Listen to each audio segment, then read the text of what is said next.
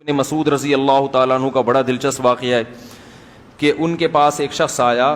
بڑا دلچسپ واقعہ ہے, اس کو آپ غور سے سنیں. کہنے لگا کہ ایک آدمی کی جو بیوی ہے اس کی موت واقع ہو گئی ہے, شوہر کی موت واقع ہو گئی ہے رخصتی سے پہلے. شادی ہوئی, رخصتی ہوئی نہیں ہے, اور بندے کا انا للہ ہو گیا. عبداللہ ابن مسعود سے پوچھا. عبداللہ بن مسعود پریشان.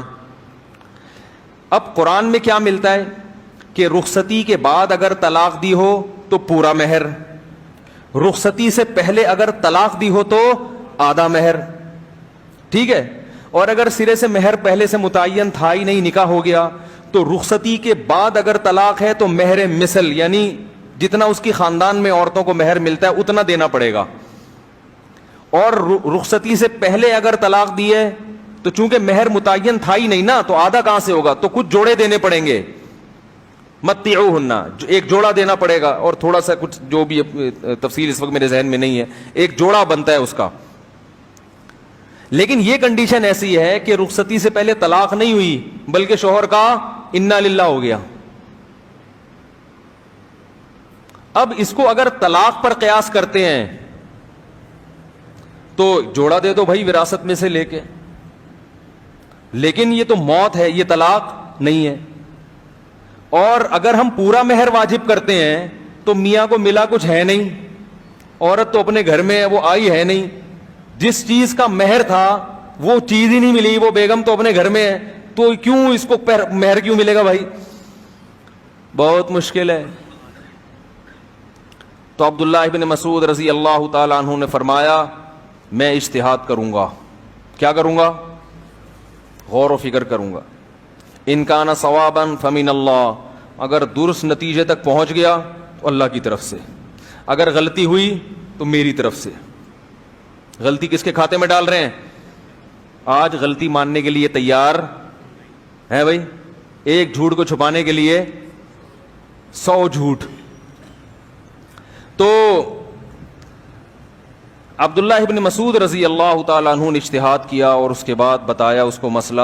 لہا مہر مثل نسائها لا وکس فیہا ولا شطط, پورا مہر ملے گا, ذرا بھی کمی نہیں ہوگی, اور عورت عدت بھی گزارے گی. حالانکہ رخصتی سے پہلے طلاق ہو تو عدت نہیں ہوتی. عبداللہ بن مسعود نے کہا موت ہوئی ہے تو عدت بھی ہوگی پوری. اب یہ بڑا عجیب مسئلہ.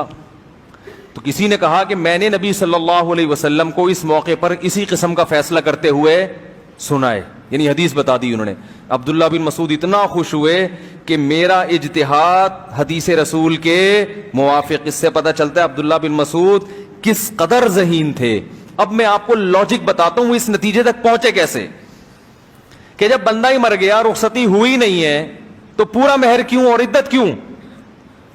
وہی سوال پیدا ہو رہا ہے, یہ کیوں رہنے دو ایسے ہی ٹھیک ہے جیسے چل رہے تھے نا, زیادہ ٹیکنیکل خشک باتیں تو نہیں ہو گئی.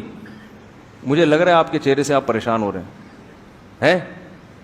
آپ کہہ رہے ہو میں یہ باتیں سننے کے لیے تھوڑی آیا تھا, پتہ نہیں کیا موضوع چھیڑ دیا.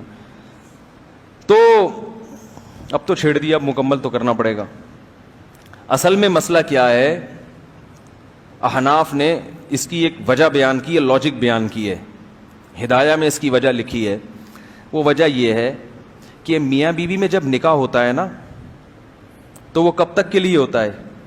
جب تک دونوں میں سے کسی ایک کی موت نہ ہو جائے, اتنے ٹائم کے لیے نکاح ہوتا ہے. صحیح ہے نا.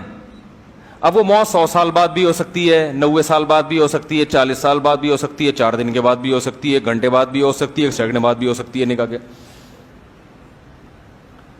تو نکاح ہوا اور شوہر کا انا للہ ہو گیا, اس کا مطلب یہ نکاح اپنی مدت پوری کر کے ختم ہوا ہے. لہذا یہ تکمیل کو پہنچا ہے, اور جب کوئی چیز تکمیل کو پہنچتی ہے تو تمام لوازمات کے ساتھ. جبکہ طلاق کا مطلب کیا ہے؟ نکاح کو انتہا تک پہنچنے سے پہلے کٹ آف کر دینا, ختم کر دینا.